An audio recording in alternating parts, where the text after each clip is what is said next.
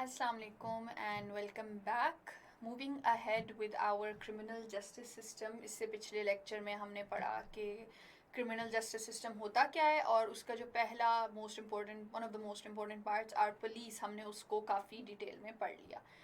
Now we are moving ahead to the next phase of the criminal justice system में एक criminal है, एक crime हुआ, investigate हुआ, वो पकड़ा गया, उसके बाद क्या, उसके बाद आता है हमारा trial and conviction phase.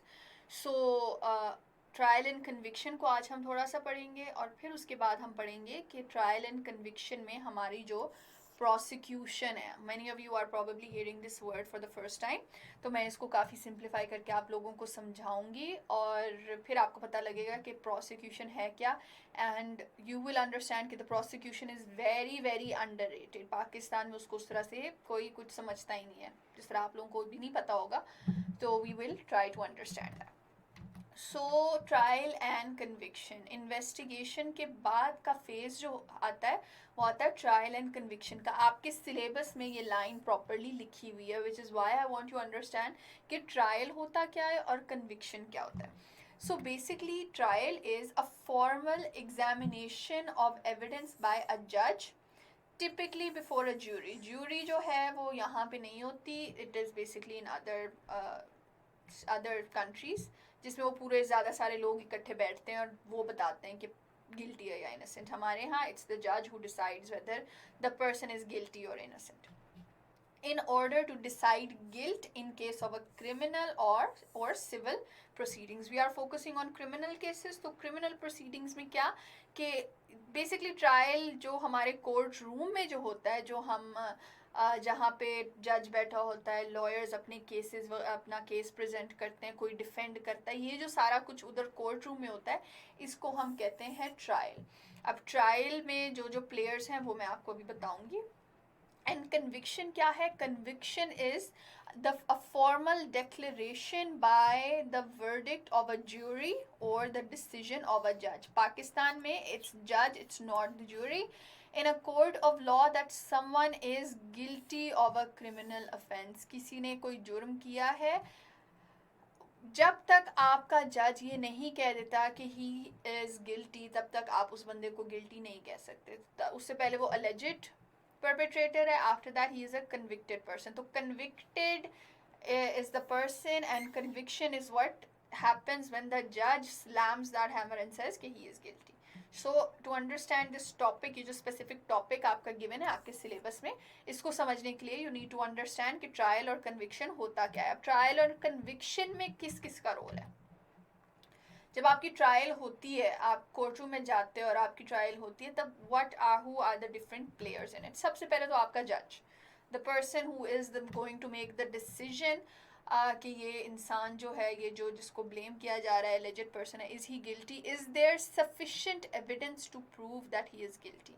Evidence इतना काफ़ी है to rule out his innocence, वो आपका जज डिसाइड करता है. Then we have the jury. अब like I told you before, ये it's not relevant to us. तो jury basically, if you guys are asked in MCQs or whatever, ये basically they are a group of people, random citizens, जिनको बुलाया जाता है jury duty पे. they have to come, वो trial attend करते हैं, उन पे मैंडेटरी होता है और ये बिल्कुल रैंडम होता है. वो इकट्ठे होते हैं, वो केस सुनते हैं और फिर वो वापस जाके डिसाइड करते हैं कि अच्छा, ज्यूरी का काम होता है ये बताना कि इनोसेंट है या गिल्टी. जज बताता है सज़ा कितनी है. ये वहाँ पे ऐसे होता है. हमारे यहाँ क्या होता है, जज ही गिल्टी इनोसेंट बताता है, जज ही सज़ा सुनाता है. Then we have the prosecutor and then we have the defense attorney. Prosecutor extremely important. आज का हमारा लेक्चर इस पे बेस करेगा. ये मैं आपको भी आगे बताती हूँ. बेसिकली प्रोसिक्यूटर है कौन, ये वो बल्कि आगे बताती हूँ. The defense attorney is basically the lawyer जो जिस फॉर एग्जाम्पल मेरे पे अगर केस हो रहा है और मेरे पे एक इल्ज़ाम है कि मैंने ये काम किया है, तो जो मुझे डिफेंड करेगा, डिफेंस अटर्नी है ना, जो मुझे डिफेंड करेगा कोर्ट में, वो लॉयर जो होता है वो हमारा डिफेंस अटर्नी होता है.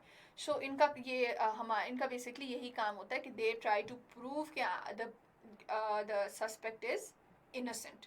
जो प्रोसिक्यूटर होता है, now we are going to focus on prosecutor. अच्छा, जो प्रोसिक्यूटर आपका होता है उसका क्या काम होता है, he is basically a government employed person जो कि केस को कोर्ट में गिल्टी बंदे को, मतलब जो एलिजेड बंदे को गिल्टी प्रूव करता है। ये बेसिकली डिफेंस अटर्नी कहता है ये इनोसेंट है, प्रोसिक्यूटर जो है वो कहता है ये गिल्टी है। ट्रायल में प्रोसिक्यूटर का ये रोल है, उसके अलावा बहुत ज़्यादा रोल्स हैं, लेकिन ट्रायल में जो प्रोसिक्यूटर है उसका ये रोल है टू प्रूव के ये जो पर्सन है जिसको पुलिस लेके आई है हमारे पास ये गिल्टी है। अब to make you all understand कि क्रिमिनल प्रोसीजर ये सारा चलता किस तरह, क्राइम होने से एंड तक क्या चलता है। I have just made a brief time line sort of thing for you, for those people who do not understand this subject very well.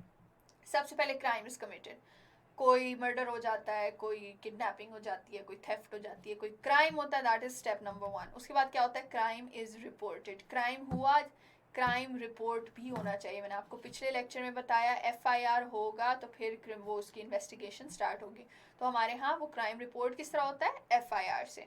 Crime commit हुआ, क्राइम रिपोर्ट हुआ, उसके बाद जब रिपोर्ट हो गया था तो अब इन्वेस्टिगेशन ऑफिसर पे ये ड्यूटी आ जाती है कि उसने उसको इन्वेस्टिगेट करना है। Investigation carried out by the police. Police ने इन्वेस्टिगेशन कर ली, उनको पता लग गया कि उनको लगता है विद एविडेंस कि इस बंदे ने ये काम किया। फिर वो क्या करते हैं, criminal is apprehended by the police, फिर वो उसको अरेस्ट करते हैं। अब आता है द नेक्स्ट फेज, accused या alleged perpetrator, he appoints a defense attorney, जो मैंने पीछे बात की थी, by of their choice। वो किसी लॉयर को अपॉइंट करते हैं अपने डिफेंस में आर्ग्यूमेंट पेश करने के लिए। Court pronounces charge against the alleged offender। आपकी कोर्ट बताती है कि ये जो अफेंडर है इसने ये काम किया है, ये इस पे चार्जेस हैं, इस पे ये उसने मर्डर किया, तो ये वो नंबर के साथ सारा बता देते हैं कि उस पर ये हम चार्ज कर रहे हैं। अब एक तरफ आपका डिफेंस अटर्नी है जो उस अक्यूज्ड को इनोसेंट कह रहा है, दूसरी तरफ आपकी प्रोसिक्यूशन है। Prosecution presents evidence against the alleged offender. वो कहते हैं नहीं, जो भी डिफेंस है या whatever, he is the guilty person.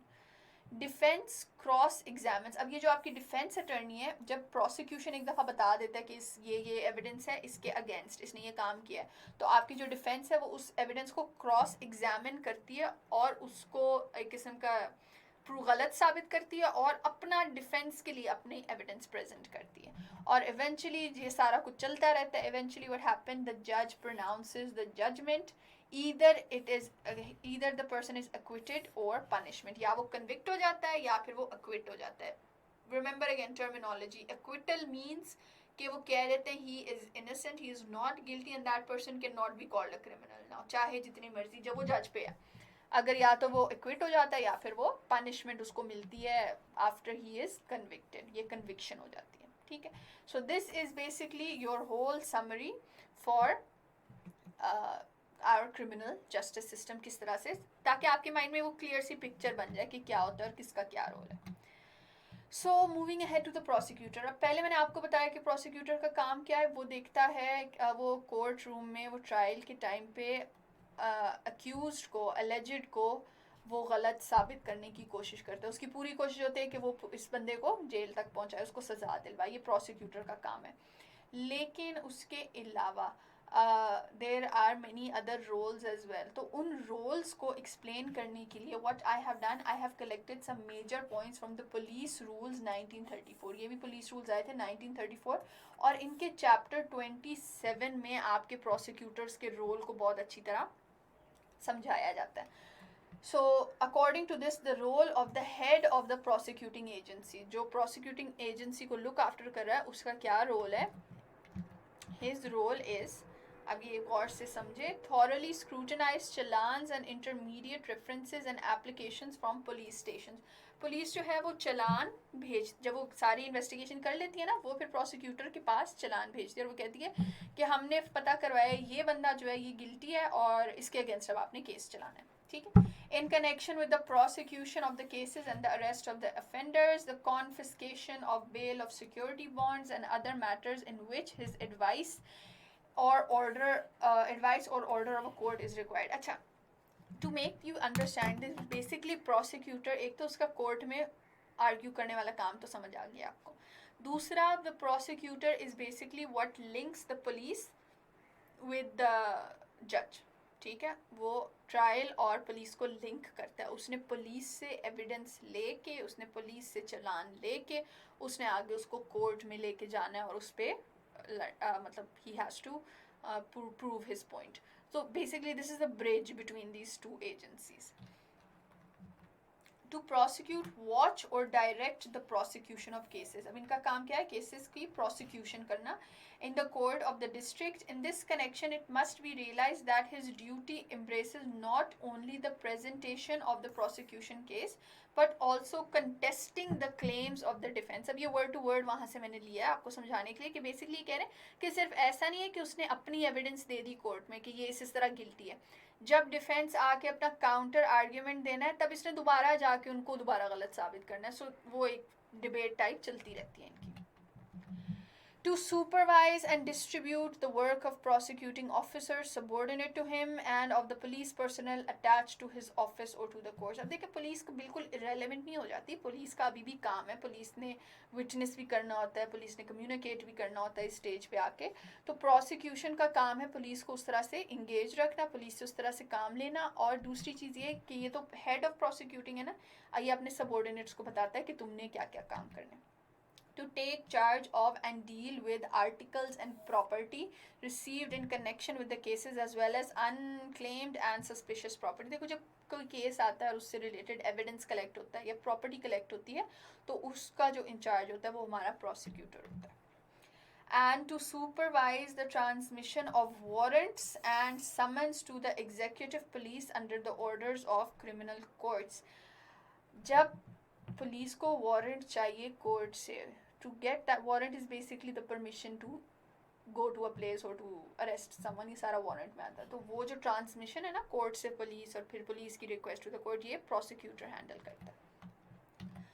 To keep the district magistrate and superintendent of police informed of all important matters in connection with the criminal case under trial. एक trial court में चल रही है, अगर police ने कोई नई चीज़ discover की है वो चीज़ कोर्ट तक पहुंचाना प्रोसिक्यूटर का काम है। अगर कोर्ट ने कोई फैसला किया है या कोई चेंजेस किए हैं वो या कोई कुछ और फर्दर डिमांड किया तो वो चीज़ पुलिस से कम्युनिकेट करना प्रोसिक्यूटर का काम है। तो ये देखो वही ब्रिज वाली बात हो गई। To see the instructions in connection with the diet, money and travelling expenses of witnesses are truly observed. कि जो witnesses के travelling, जब एक court trial हो रही है तो उसमें witnesses ने आना है, उनको जो travelling money और diet money खाने पीने का उनका जो सारा expenses है वो सही से उनको मिल रहा है या नहीं, ये इनका काम है। And last, to see the results of cases in courts are promptly communicated to the police stations concerned, especially orders of acquittal and discharge. Basically जब कोर्ट में केस आपका कंप्लीट हो जाता है और पुलिस कोर्ट फैसला ले लेती है तो वो जो उनका फैसला है उसको timely as soon, that is why they have used the word prominently, as soon as possible police तक दे के जाना है। Specially when it is a matter of acquittal और डिस्चार्ज, कि एक इंसान जेल में है और उसकी ट्रायल चल रही है तो ट्रायल में जज कह देता है कि he is not guilty, he is innocent and he needs to be released, तो वो जो इन्फॉर्मेशन है वो जल्द से जल्द उसने पुलिस को पहुंचानी होती है। And yes, this is as simply as I could, I've tried to explain what the role of prosecution is generally and in Pakistan. So after this we are going to move ahead to the next part, which is basically our judiciary and that part of our criminal justice system. अभी मैंने इसको उस तरह से analyse नहीं किया है, analyse हम इसको करेंगे हमारे फाइनल उसमें, will do some understand what are the issues, what are the reforms needed in our prosecution, वो मैं हमारे फाइनल इस मॉड्यूल के फाइनल लेक्चर में अलग से करूँगी तीनों ब्रांचेस पे, तीनों institutions पे। लेकिन अभी I wanted you people to understand what the prosecution is, what its role is and how underrated it is. Prosecution perhaps is one of the most underrated parts of our criminal justice system. So after this I will see you in the next lecture.